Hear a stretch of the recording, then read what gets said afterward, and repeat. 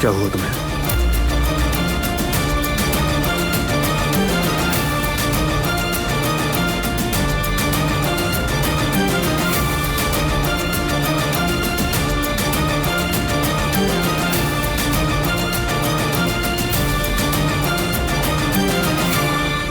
तुम ठीक हो?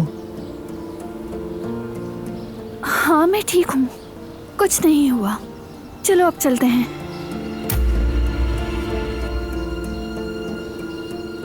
उदास लग रही हो।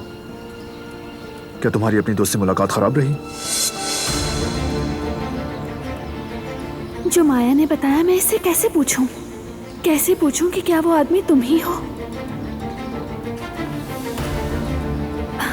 नहीं, कोई मसला नहीं, सब कुछ अच्छा रहा।